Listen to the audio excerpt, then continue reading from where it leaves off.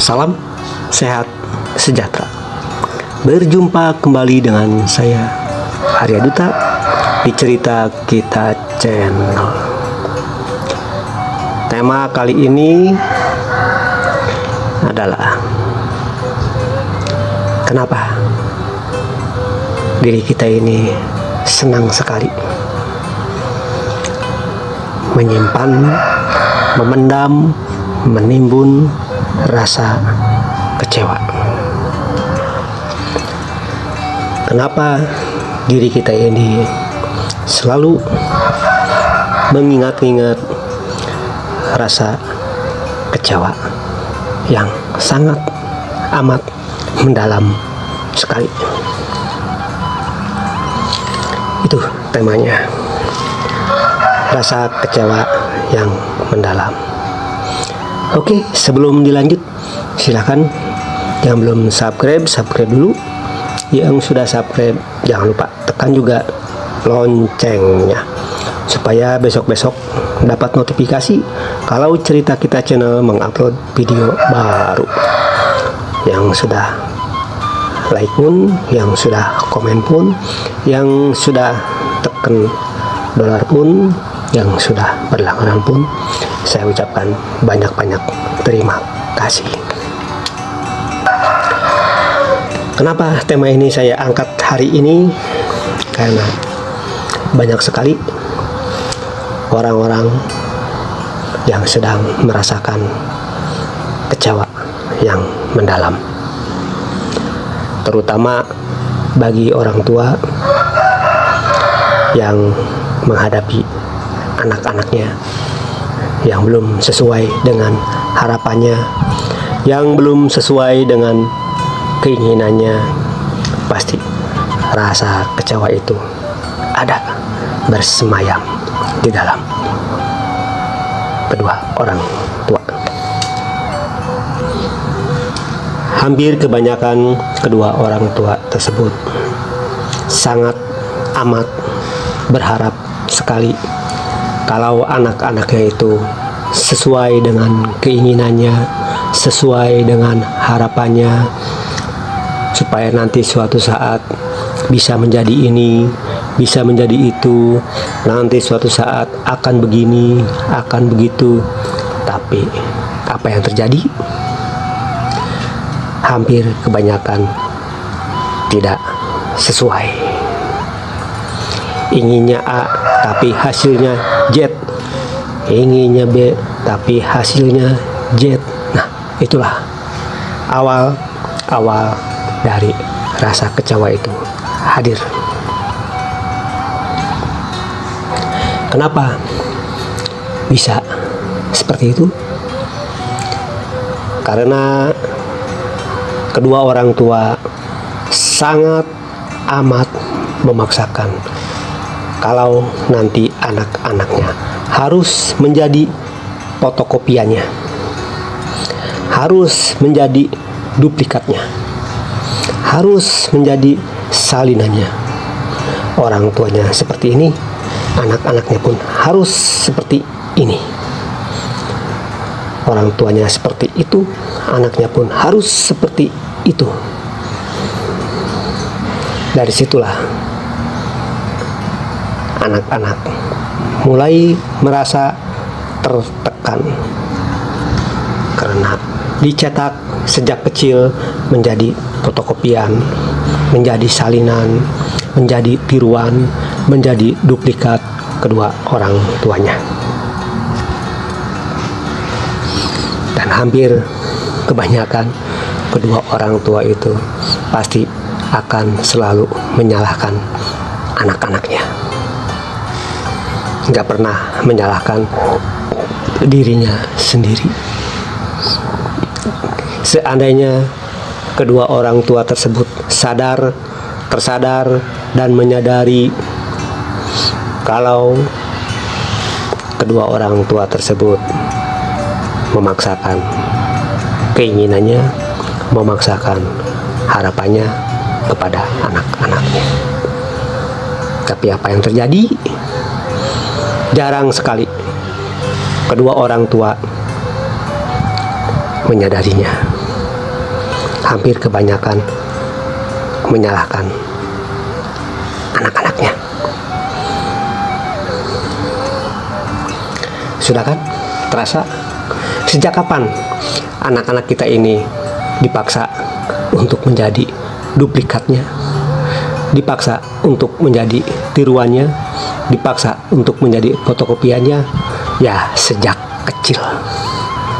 Sejak kecil, sejak anak-anak, sejak remaja, bahkan sampai akan mendekati dewasa pun selalu dituntut untuk menjadi fotokopiannya, untuk menjadi tiruannya. Kok dari tadi ceritanya orang tua terus, kapan cerita anak-anaknya yang sekarang sudah tidak sesuai dengan harapan dan keinginan orang tuanya? Oke, sekarang saya buka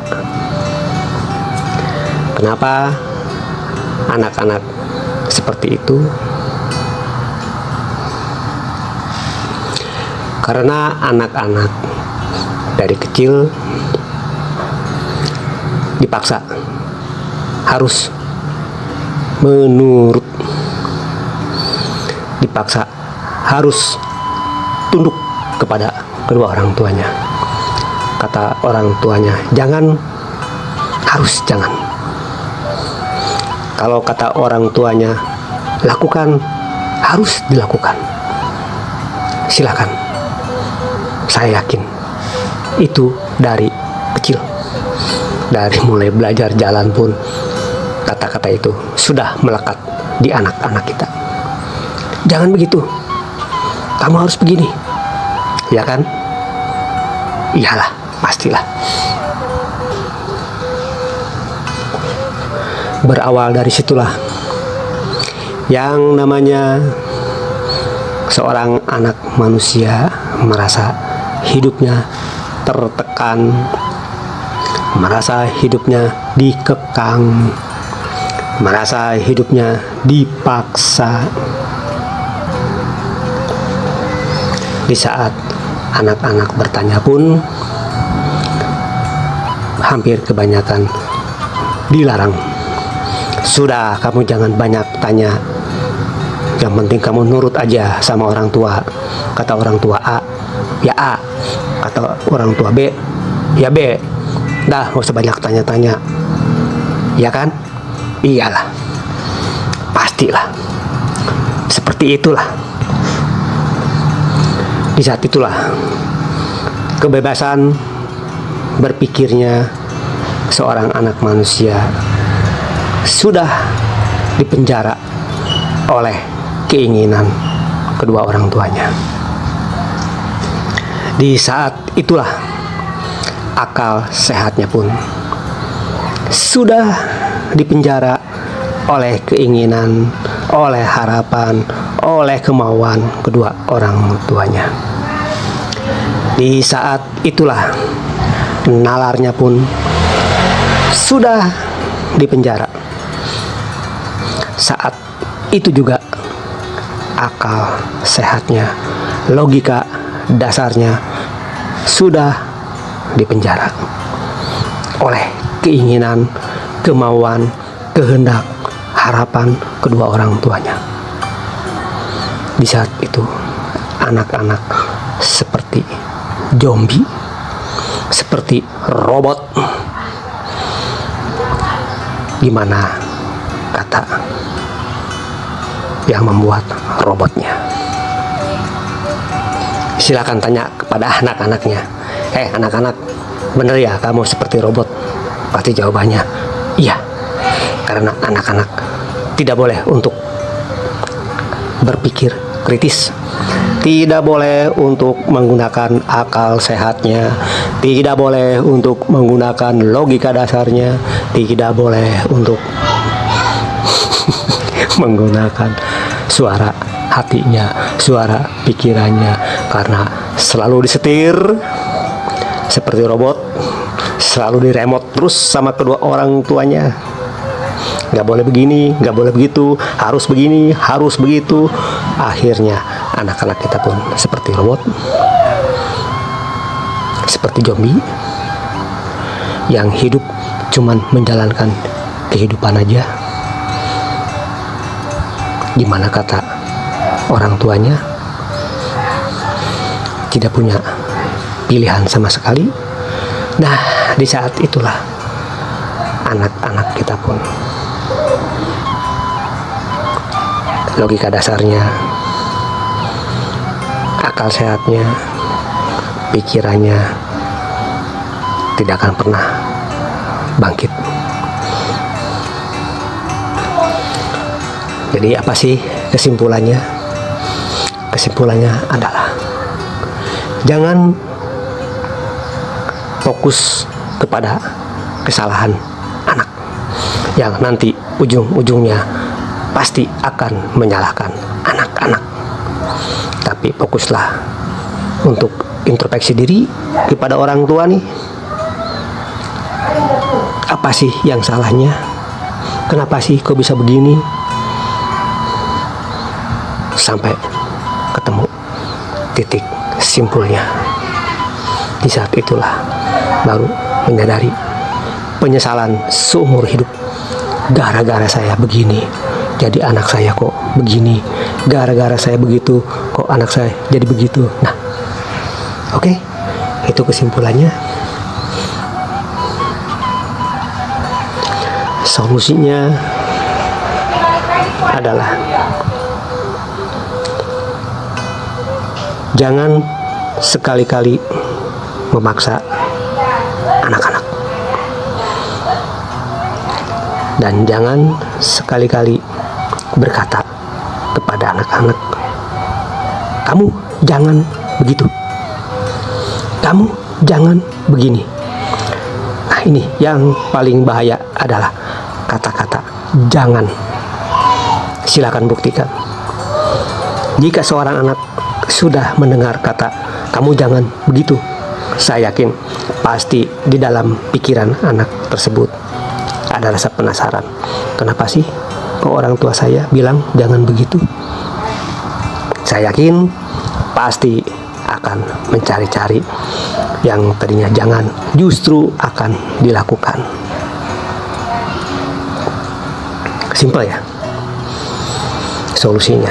Jangan sekali-kali, tuh, jangan sekali-kali kata-kata jangan tuh. Di saat kecil jangan sekali-kali tuh. Pokoknya kata-kata jangan sampai terdengar oleh anak kecil. Anak kita pasti akan penuh dengan rasa kepenasaran kalau ada kata-kata jangan begini, jangan begitu.